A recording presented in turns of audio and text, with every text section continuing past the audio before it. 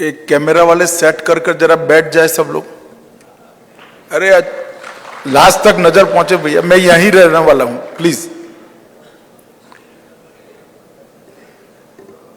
नीचे खड़े हैं वो भी बैठ जाए जरा। धन्यवाद आप लोगों का। आज के इस महत्वपूर्ण कार्यक्रम में उपस्थित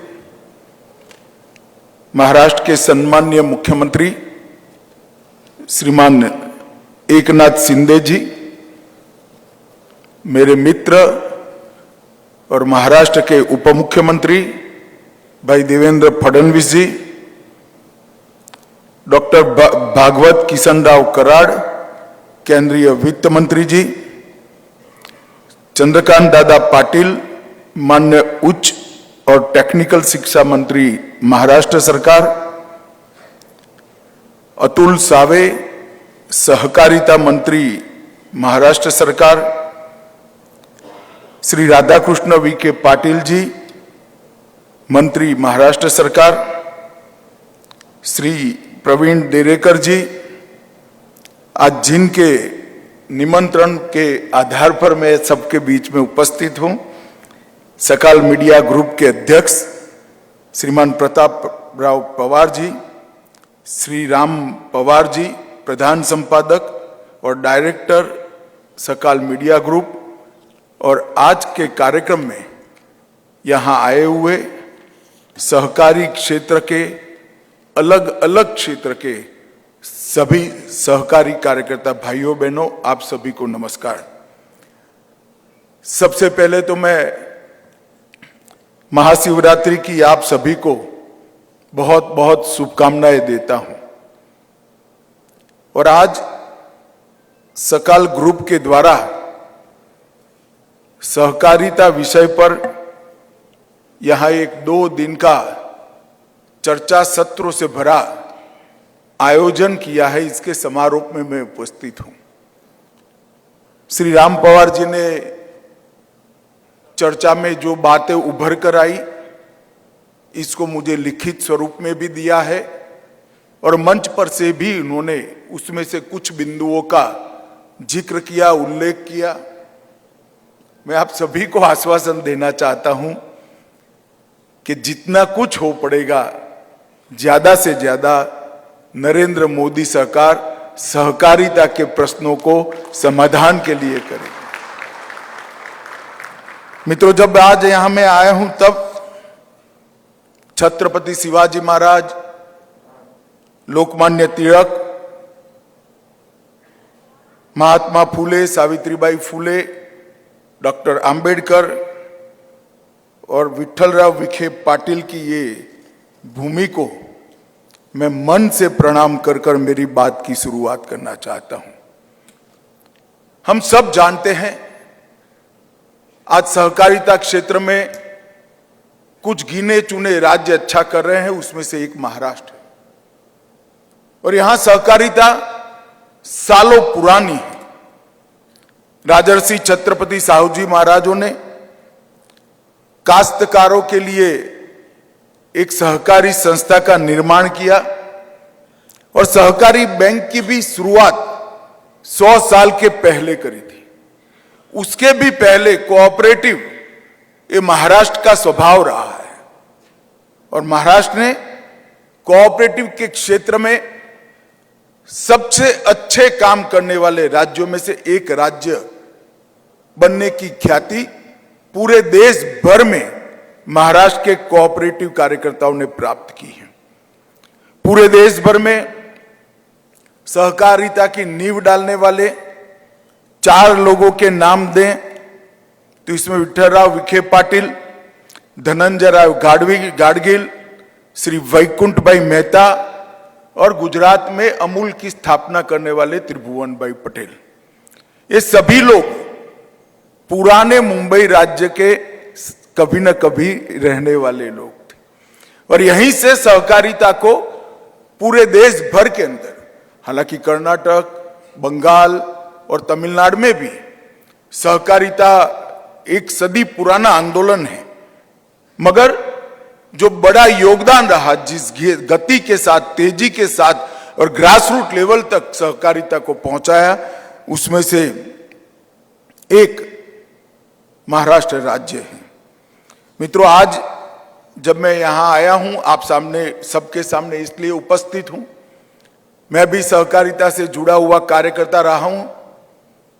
सालों से, लगभग 30 साल से ज्यादा समय से सहकारी क्षेत्र में मैंने काम किया है।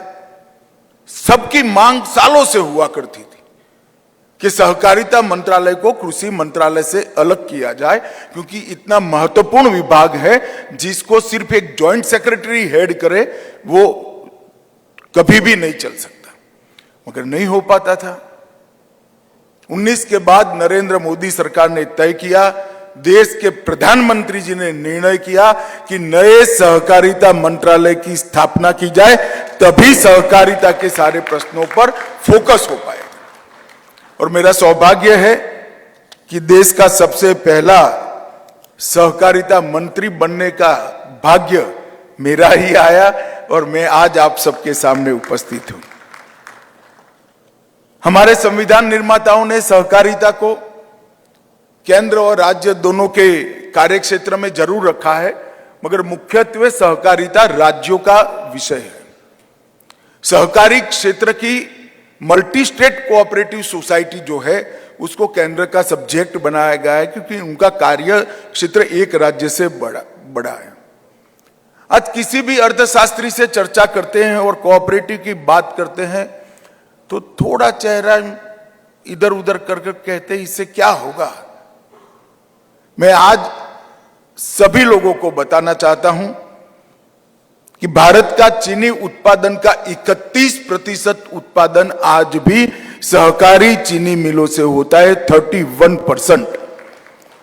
दूध की खरीदे के दूध के 16% सहकारी संस्थाओं से होता है, जो कॉमर्शियल से कई गुना ज्यादा है। बाकी खुदरा व्यापार होता है, 70% से ज्यादा खुदरा व्यापार होता है। गेहूं की खरीदी देश भर में 13% कोऑपरेटिव्स करते हैं। धान की खरीदी, चावल की खरीदी 20% कोऑपरेटिव करते हैं। और देश में उत्पाद होने वाला उर्वरक, खाद, इसका 25% आज कोऑपरेटिव सोसाइटियों के माध्यम से हो रहा है। इसका मतलब यह हुआ कि ग्रामीण जगत की अर्थव्यवस्था को अगर बहुत बड़ा थ्रस्ट सहकारिता का न हो तो ये अर्थव्यवस्था इतनी पनपी न होती, बड़ी न होती। कई सारे क्षेत्रों में अर्बन बैंकिंग की सुविधाएं और शेड्यूल बैंक भी बने, मल्टी स्टेट बैंक भी बने, कोऑपरेटिव क्रेडिट सोसाइटियों का एक बहुत बड़ा जाला हमारे देश के अंदर फैला है और एक सदी पुरानी कोऑपरेटिव क्रेडिट सोसाइटियां हैं।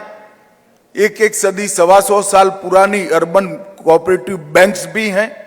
और ये सब ने इस देश के नीचे तबके के नागरिक के आर्थिक विकास को बल दिया है। इसलिए कोऑपरेटिव आज इरिलेवेंट हो रहा है। ये लोगों को मैं बड़े विनम्रता के साथ कहता हूं कि आज भी कोऑपरेटिव इरिलेवेंट नहीं है और आने वाले एक दशक के बाद कोऑपरेटिव सबसे ज्यादा रिलेवेंट सेक्टर बनकर रहने वाला है। क्योंकि अभी जो परिवर्तन हो रहे हैं इसके बारे में मैं बाद में बात करूंगा, परंतु महाराष्ट्र का कोऑपरेटिव सेक्टर बहुत बड़ा फैला हुआ है, बहुत मजबूत है और बहुत बड़ा योगदान कर रहा है। देश में लगभग 8.5 लाख कोऑपरेटिव सोसाइटीज हैं, उसमें से 2 लाख अकेले महाराष्ट्र में। महाराष्ट्र की रेसिडेंशियल कोऑपरेटिव सोसाइटी, जिसमें 67% देश की सोसाइटीज महाराष्ट्र में, पशुधन समितियां 35%, चीनी सहकारी समितियां चीनी की 27%, मार्केटिंग की 16%, मत्स्य उद्योग की 14% और फूड प्रोसेसिंग की 11% यहां पर है। और सबसे बड़ी बात है 2217 पैक्स महाराष्ट्र के अंदर है और शहरी बैंकों की संख्या महाराष्ट्र में 490% है, 490 है, जो देश की टोटल संख्या का 32% है। और बैंकों की शाखा का जहां सवाल है, 6529 शाखाएं हैं, जो देश की टोटल शाखाओं के 60% होता है। तो महाराष्ट्र के अंदर कोऑपरेटिव एक बहुत बड़ी ताकत है। महाराष्ट्र में अर्बन कोऑपरेटिव बैंक के माध्यम से लगभग 3.25 लाख करोड़ रुपया डिपॉजिट है, जो देश का 62% कोऑपरेटिव का डिपॉजिट का 62% होता है। तो एक बहुत बड़ा बेस महाराष्ट्र के अंदर आया है।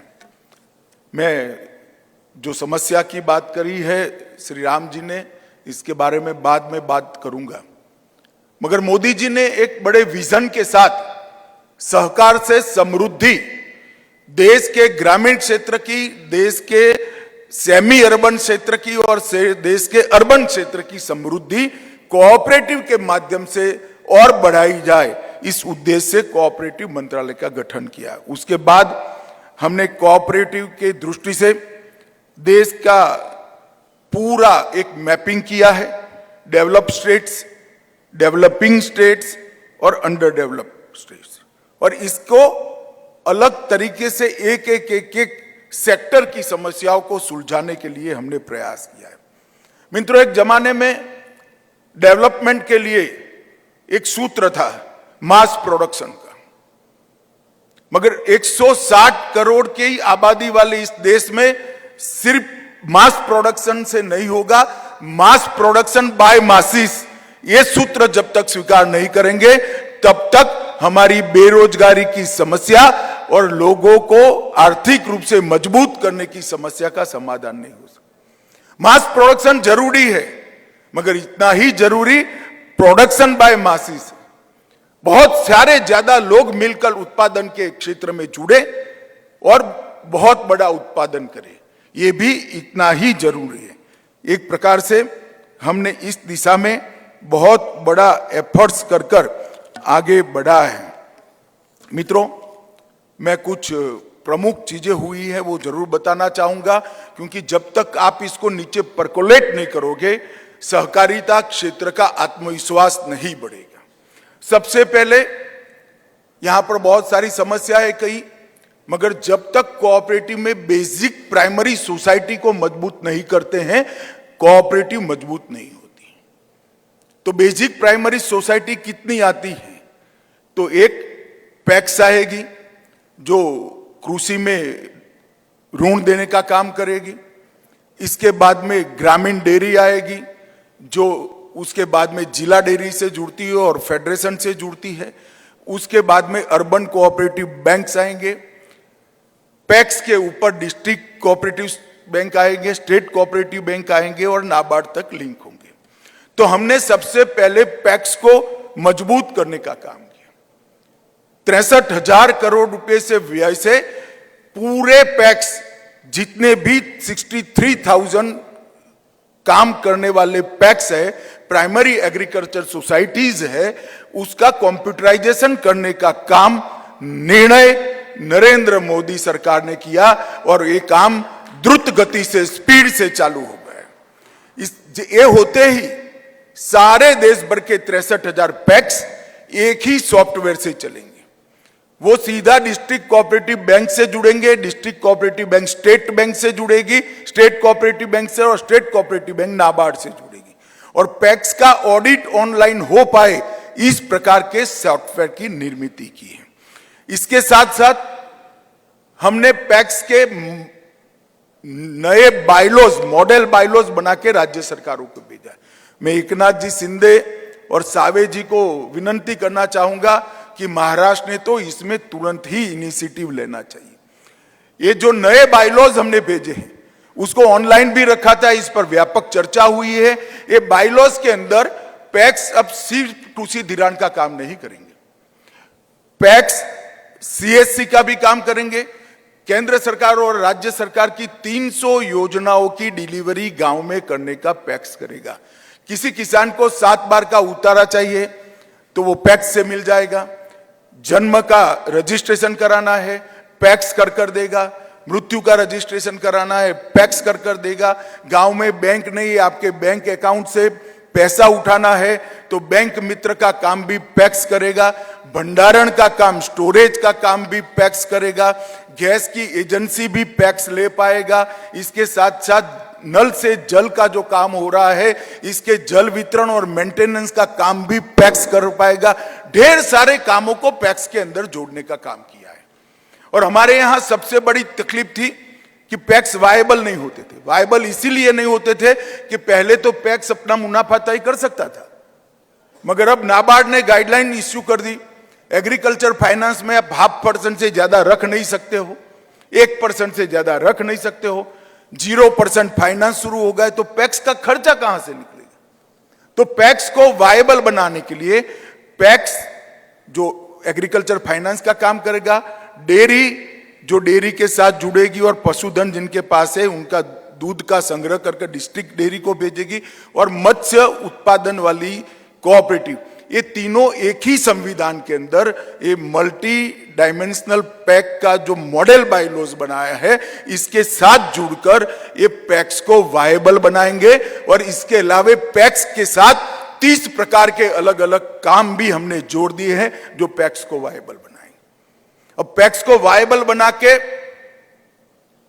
पैक्स की संख्या 63,000 रहती है, तो पैक्स इस देश के ग्रामीण जीवन में कभी भी अपना प्रभाव खड़ा नहीं कर सकते, क्योंकि अभी कोऑपरेटिव का चित्र लंगड़ा है, कहीं बहुत अच्छा है, कहीं जीरो है, कहीं बीच के स्तर पर है। समग्र देश के अंदर कोऑपरेटिव को बढ़ाना है तो हमने अभी 3 दिन पहले देश की कैबिनेट में एक निर्णय दे दिया है कि मल्टीपर्पस पैक्स है, हर पंचायत में 3 साल के अंदर हम पैक्स को रजिस्ट्रेशन करेंगे।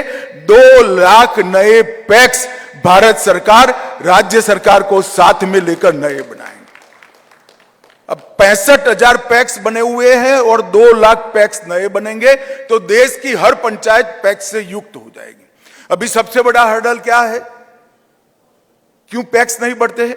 क्योंकि एक गांव में अगर पैक्स वायबल नहीं रहा और डिफंग हो गया तो दूसरा पैक्स रजिस्ट्रेशन नहीं हो सकता। हमने मॉडल बायलॉज में प्रोविजन किया है कि पैक्स अगर 3 साल तक अपनी बैलेंस शीट ऑडिट नहीं करा सकता तो इसके लिक्विड 90 डेज नोटिस के बाद इसके लिक्विडेशन की प्रक्रिया शुरू हो जाएगी और नया पैक्स उसका स्थान ले लेगा। You can register new PACS in that village. तो इससे अब तरलता भी बढ़ेगी, संख्या भी बढ़ेगी, और जिन्होंने पैक्स को डुबाया है वो नए पैक्स में ऑटोमेटिकली मेंबर नहीं रह पाएंगे। तो इससे पारदर्शिता भी बढ़ेगी। नए सारे पैक्स भी कंप्यूटराइज होंगे, उसका ऑडिट ऑनलाइन होने वाला है, और ये सारी चीजों का अकाउंटिंग सॉफ्टवेयर भी इसके अंदर डाल दिया है। पैक्स को हम सीएससी का भी काम दे रहे हैं, और ये सब करने के लिए हमने एक राष्ट्रीय सहकारी डेटाबेस बनाने का काम किया है, जिसका 80% पश्चिम बंगाल छोड़कर बड़ा सब काम समाप्त हो गया। कौन से गांव में कितनी सहकारी समिति है आज मेरे लैपटॉप पर टिप पर है। अर्बन बैंक कितने हैं, कहां पर है, इसका कार्यक्षेत्र कितना है वो भी है, कितना ओवरलैपिंग है वो भी है, क्रेडिट सोसाइटी कितनी है वो भी है, पैक्स कितने हैं, डेयरी कितनी है, मछुआरा समिति कितनी है, हाउसिंग की कितनी कोऑपरेटिव सोसाइटी है। ये सारे पैक्स का एक डेटा कंप्यूटराइज बना दिया है जो सेंट्रल रजिस्ट्रार के यहां पर भी है, स्टेट रजिस्ट्रार के वहां पर भी है और डिस्ट्रिक्ट रजिस्ट्रार, जिसके आधार पर हम कोऑपरेटिव को बढ़ाने का काम कर पाएंगे, ड्राई एरिया को ढूंढने का काम कर। और ये सबको अगर एक पुख्ता आधार देना है तो एक सहकार नीति बनानी पड़ेगी। नई सहकार नीति बनाने के लिए सुरेश प्रभु जी के अध्यक्षता में हमने एक समिति बनाई है जो कुछ ही महीनों में नई सहकार नीति का मसौदा लेकर आएगी, जिसको सुझाव के लिए आपके सामने रखा जाएगा। सारे सुझाव इनकॉर्पोरेट करने जैसे जो है उसको इनकॉर्पोरेट कर कर एक नई सहकार नीति जो 20 साल की सहकारिता की दिशा को तय करेगी, इसको भी ले आएंगे। अब सहकारिता को इतना सारा बढ़ाएंगे, अर्बन बैंक के अंदर भी बहुत सारी योजनाएं हमारी, ये सब बढ़ाएंगे तो मैन पावर कहां से आएगा। इसलिए हमने सहकारिता के लिए मल्टीपर्पज यूनिवर्सिटी बनाने का तय किया है। वो यूनिवर्सिटी के अंदर पैक्स के लिए भी ट्रेन मैन पावर मिलेगा, अकाउंटिंग का भी मिलेगा, बैंकिंग का भी मिलेगा, मार्केटिंग का भी मिलेगा, स्टोरेज का भी मिलेगा, और डेयरी के कोऑपरेटिव और चीनी मिल के कोऑपरेटिव के लिए भी ट्रेन मैन पावर मिलेगा। तो ये सहकारिता यूनिवर्सिटी आगे जाकर पूरे देश भर में man power, train man power देने का काम करेगी। और अभी सभी राज्य सहकारी संघों के तत्वाधान में जो शिक्षा की व्यवस्था है, इसको हम ये सहकारी यूनिवर्सिटी के साथ जोड़ देंगे और हर जिले में इसका एक एक्सटेंशन शुरू होगा। ज्यादातर कोर्सेज ऑनलाइन होंगे और कुछ कोर्सेज जो स्पेशलाइज कोर्सेज है वो कक्षा में बैठकर भी पढ़ाए जाएंगे। इसके साथ जो अभी कर्मचारी है उसके अपग्रेडेशन के लिए भी हमने इसमें बहुत सारे कोर्स की रचना की है। राष्ट्रीय सहकारी विकास निगम एनसीडीसी को अभी का जो उसका लेवल है, मैं विश्वास के साथ कह सकता हूं 2025 के पहले हम इसकी साइज 3 गुना से ज्यादा बढ़ाएंगे और उसके कार्य क्षेत्र को भी बढ़ाएंगे, जिसमें मीडियम टर्म फाइनेंस भी होगा सीधा किसान को। नील सहकार मत्स्यकी के लिए हमने शुरू की है, डेयरी सहकार डेयरी के लिए चालू करी है, और पैक्स के लिए भी एक सीधे फाइनेंस की योजना, क्योंकि पैक्स भंडारण के लिए एक स्टोरेज बनाएगा, कोल्ड स्टोरेज बनाएगा, गैस की एजेंसी लेगा, तो वर्किंग कैपिटल भी एनसीडीसी को फाइनेंस कर पाएंगे। हम ढेर सारे नए सुझाव और नए सुधार एनसीडीसी में लेकर आना चाहते हैं। एक कैरिड गारंटी फंड ट्रस्ट में भी सदस्य ऋणदाता संस्थान बना रहे हैं, जो सरलता से आपका एबीसी ग्रेडेशन कर आपको ऋण लेने में सहायता करेगी। जेम पोर्टल पर बड़ी पारदर्शिता से खरीद फरोख्त सरकार कर रही है और वो खरबों रुपया का मटेरियल हर सप्ताह खरीदा जाता है, परंतु इसके अंदर कोऑपरेटिव की एंट्री नहीं थी। अभी मोदी सरकार ने बड़ा निर्णय किया है कि कोऑपरेटिव को इसके अंदर लेंगे और भंडारण क्षमता बढ़ाने के लिए गांव के अंदर ही गोडाउन बनाने का पैक्स को हम अधिकार देंगे, जिसके तहत सस्ता सरकार जो गेहूं और चावल खरीदेगी या और कोई भी क्रॉप खरीदेगी गांव में ही स्टोर होगा और फिर वो सस्ता अनाज की दुकान से वहीं चला जाएगा, कोई ट्रांसपोर्टेशन का सवाल ही नहीं आएगा और पैक्स को पैसा मिलेगा, पैक्स वायबल होंगे। हमने एक बहुत बड़ी कंप्लेंट थी, मेरी भी थी, कि सहकारिता क्षेत्र के साथ अन्याय किया जा रहा है। सहकारी कोऑपरेटिव सोसाइटीज को टैक्स के मामले में एट पार लाने का काम अब पूरा हो चुका है। आप ध्यान से देखे होंगे तो हमने 1 करोड़ रुपए से 10 करोड़ रुपए तक की आय वाली सहकारी समितियों के अधिभार को 12% से कम कर 7% कर दिया है। मैट में 18.5% से कम कर 15% किया है।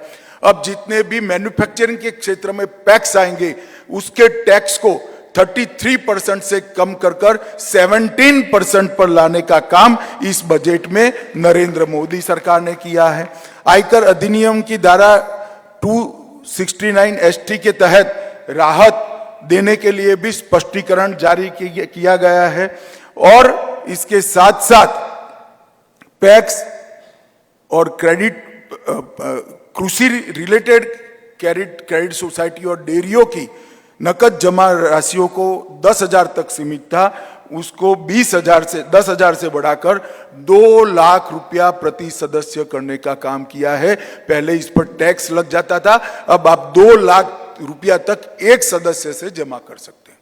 ये बहुत बड़े दूरगामी परिवर्तन लाने वाले फैसले भारतीय जनता पार्टी की नरेंद्र मोदी सरकार ने किया।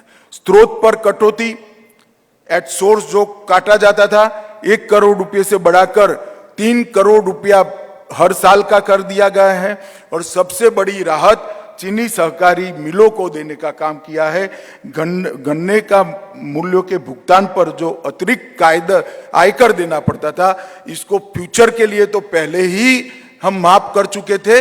रिट्रोस्पेक्टिव इफेक्ट से कर 10,000 करोड़ रुपया का देय राशि था, उसको भी माफ करने का काम नरेंद्र मोदी सरकार ने किया है। और चीनी सहकारी मिलों का ये समस्या लगभग 20 साल से चल रहा था।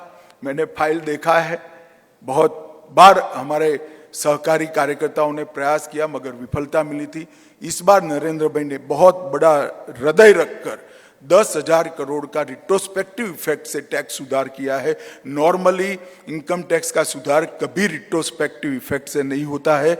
मैं इतना स्पष्ट कह सकता हूं, मैंने 15 बजट तो लास्ट 15 बजट बहुत ध्यान से पढ़े हैं।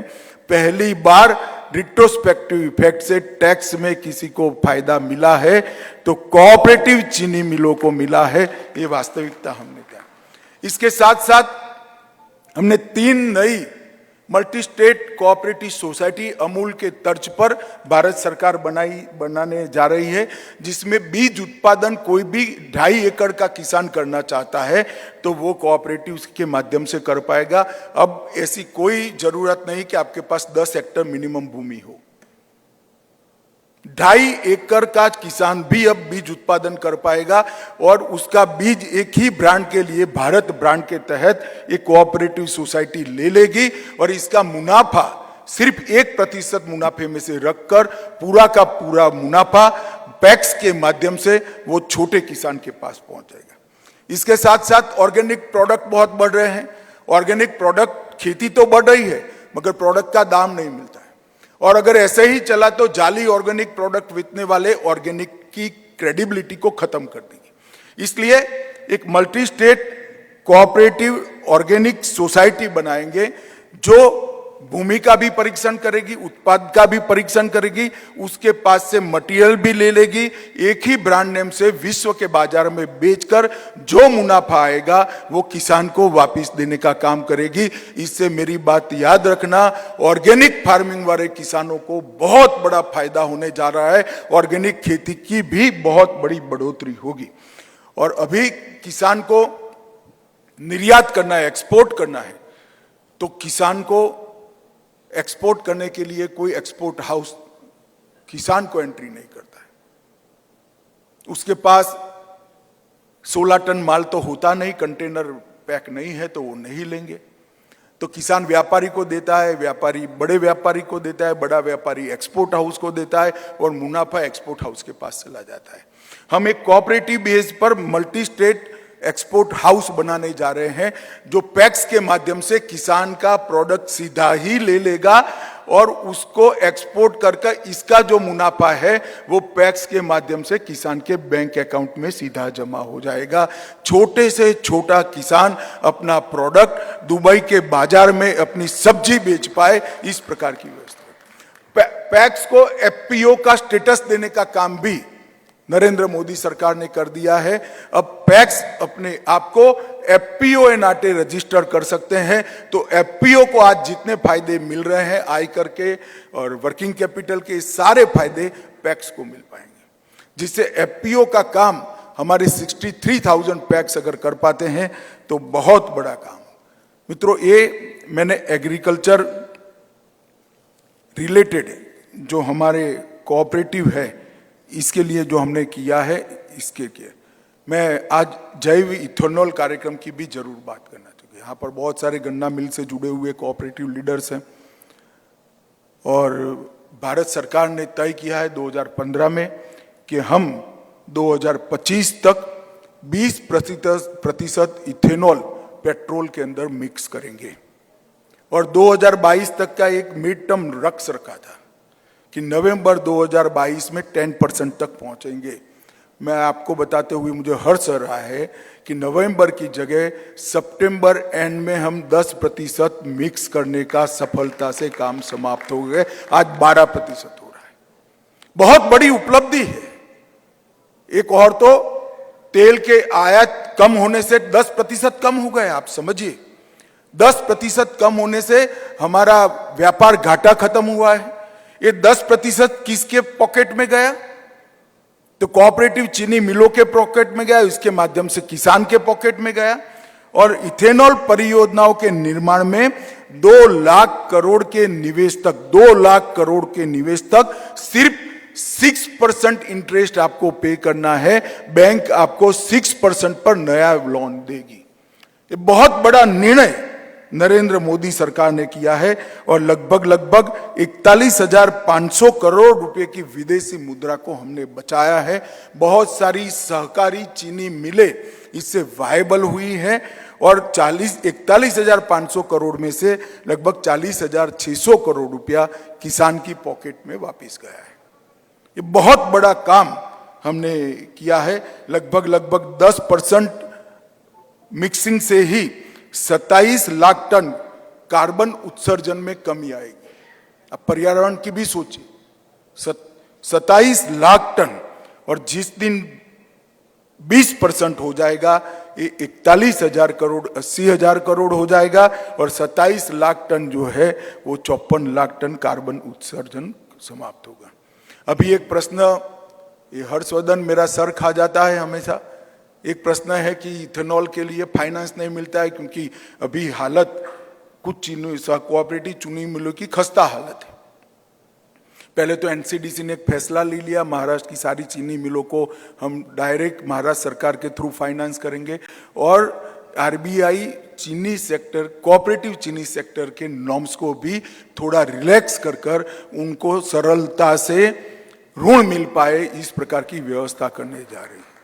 इसके साथ साथ एस्क्रो अकाउंट की व्यवस्था भी की है, तो तेल कंपनी सीधा लोन देने वाली बैंक को आपका पेमेंट भेज देगी, आपका उत्पादन का खर्च आपके अकाउंट में आ जाएगा और मुनाफा जो है सीधा तेल उत्पादन कर बैंक जिसने लोन दिया है इसके पर चला जाएगा।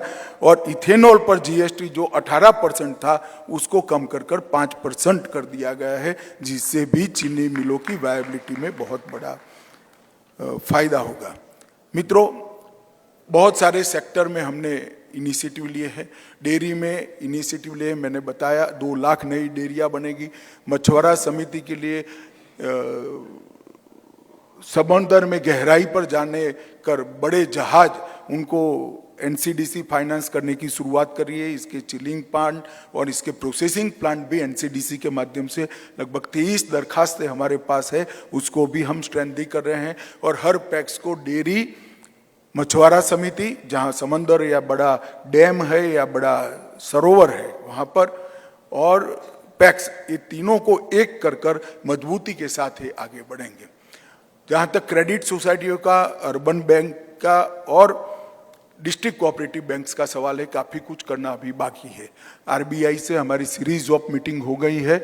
मैं आपको विश्वास दिलाता हूं कि आपने जो समस्या श्री राम जी ने कही कि ब्रांचेस नहीं खोलने देते, नए लाइसेंस नहीं मिलते, ये सारी समस्याएं पाइपलाइन में है। हम निश्चित रूप से कोऑपरेटिव, अर्बन कोऑपरेटिव बैंकों को अन्याय न हो, ये जल्द से जल्द सुनिश्चित करेंगे। मुझे मालूम है प्रॉब्लम क्या है, मगर हमने साथ में ये भी सोचना पड़ेगा कि प्रॉब्लम क्या है, वो ही सोचेंगे तो नहीं चलेगा। प्रॉब्लम क्यों है वो भी हमने सोचना पड़ेगा। मैं थोड़ा आज कटु बात भी कर लेता हूं क्योंकि महाराष्ट्र की ही मैं बात करता हूं। महाराष्ट्र में आया हूं, 202 कोऑपरेटिव शुगर मिल थी, आज 101 बच गई। ऐसा क्यों हुआ? हमने भी आत्मचिंतन एज अ सेक्टर करना पड़ेगा भाई। 22 निजी चीनी मिलें थी, प्राइवेट, अब बढ़कर 93 हो गई। हमारा स्पेस खा गए वो। क्यों हुआ है? मैं कुछ ज्यादा टिप्पणी नहीं करना चाहता, आप सब बहुत सुलझे हुए व्यक्ति हो, प्रॉब्लम आपको भी मालूम है, मगर हमने सोचना पड़ेगा। जब विश्वास उठ जाए ऐसा हम बर्ताव करेंगे तो विश्वास कोई नहीं करेगा। हमने भी हमारी क्रेडिबिलिटी को बढ़ाना पड़ेगा। इसी प्रकार से district cooperative bank, Solapur, Nagpur, Kolhapur के डिस्ट्रिक्ट कोऑपरेटिव बैंक के घोटाले, और आज बहुत कम डिस्ट्रिक्ट कोऑपरेटिव बैंक है, एडमिनिस्ट्रेटर रखना पड़ा स्टेट कोऑपरेटिव बैंक के अंदर। ये हमारे लिए अच्छी बात नहीं है, इसको जरूर रिवाइव करना चाहिए। मैं आपके साथ हूं, मगर आपने भी अच्छा चलाना चाहिए। इस विषय में आप मेरे साथ रहिए तो भाई साहब वर्षा होकर निश्चित रूप से सहकारी क्षेत्र अच्छा चलेगा। अगर हम अपने आप को सुधारने के लिए तैयार नहीं है और सभी सहयोग की अपेक्षा करते हैं तो सहयोग कोई नहीं देगा। रिजर्व बैंक ऑफ इंडिया को भी अर्बन कोऑपरेटिव बैंक्स के सारे नॉर्म सब एक्सेप्ट किए, उनको अर्बन कोऑपरेटिव बैंक को मदद करनी ही चाहिए और जरूर करेंगे। परंतु हमने ये भी तो देखना पड़ेगा कितने सारे अर्बन कोऑपरेटिव बैंक्स डूब गए। पुणे के ही रूपी कोऑपरेटिव बैंक डूब गई। हमने ध्यान में रखना चाहिए भाई, ये व्यवस्थाओं को सुधारने का काम भी आत्मचिंतन कोऑपरेटिव सेक्टर ने करना पड़ेगा। मैं बहुत ज्यादा कटु बात करना नहीं चाहता। आप कहोगे कि मंत्री पहली बार यहां आए और हमें एडवाइस देने लगा, ऐसी बात नहीं है। हमें सेक्टर को उठाना है तो हमें मजबूती के साथ करना पड़ेगा, क्योंकि महाराष्ट्र की बहुत बड़ी परंपरा है। यहाँ वसंत दादा शुगर इंस्टीट्यूट एक बहुत अच्छे तरीके से चलने वाला इंस्टीट्यूट है। एक कोऑपरेटिव शुगर फेडरेशन भी बहुत अच्छे तरीके से चलता है। यहाँ पर एक पुणे के अंदर वैकुंठ भाई मेहता के नाम पर इंस्टीट्यूट भी चलता है। ढेर सारी अच्छी कोऑपरेटिव सोसाइटीज आज भी महाराष्ट्र में है। कोऑपरेटिव सेक्टर के नाते हमने भी हमारी रिस्पॉन्सिबिलिटी को बहुत अच्छे तरीके से उसका निर्वहन करना पड़ेगा, तब जाकर दोनों ओर से काम होगा।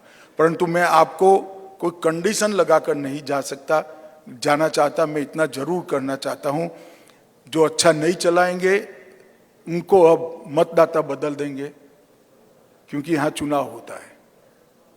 मगर हमने अच्छे से चलाना चाहिए और अब कोऑपरेटिव सेक्टर को कोई अन्याय नहीं कर सकता, इतना मैं आपको भरोसा देना चाहता हूं। नरेंद्र भाई ने कोऑपरेटिव मंत्रालय बनाकर सहकार से समृद्धि का जो सूत्र दिया है, मैं आपको बताता हूं कि एक बार ये 2 लाख नई पैक्स बन जाए, एक बार अर्बन कोऑपरेटिव बैंकों के रास्ते के हर्डल दूर हो जाए, एक बार डिस्ट्रिक्ट कोऑपरेटिव बैंक और स्टेट कोऑपरेटिव बैंक अच्छे से काम करते हो जाए, तो कोऑपरेटिव सेक्टर के ग्रोथ को कोई नहीं रोक सकता। और मुझे पूरा भरोसा है कि सहकारी क्षेत्र के सभी कार्यकर्ताओं को साथ में रखकर, राज्य सरकारों को साथ में रखकर, क्योंकि मुख्य जिम्मेदारी तो राज्य सरकार की आती है, कोऑपरेटिव स्टेट का सब्जेक्ट है। हम तो एक नोडल एजेंसी के नाते एक मॉडल व्यवस्थाएं खड़ी कर आपको इम्प्लीमेंटेशन के नाते भेज सकते हैं, मगर इम्प्लीमेंटेशन की जवाबदारी सावे जी की है। मगर मुझे भरोसा है कि हम सब सहकार के साथ काम करने वाले कार्यकर्ता इकट्ठा होकर सहकार से समृद्धि के लक्ष्य को निश्चित रूप से प्राप्त करेंगे और दुनिया भर के अंदर एक ऐसा एग्जाम्पल बनाएंगे कि कोऑपरेटिव से ग्रामीण क्षेत्र का कल्याण हो सकता है, अर्बन सेमी अर्बन क्षेत्र का कल्याण हो सकता है। इसका भारत दुनिया भर में एक बहुत बड़ा एग्जाम्पल बनेगा, इसका मुझे विश्वास है। आप सभी को फिर से एक बार, मैं थोड़ा लेट हो गया इसलिए आपकी क्षमापना माफी मांगकर मेरी बात को समाप्त करता हूं। भारत माता की जय, वंदे मातरम।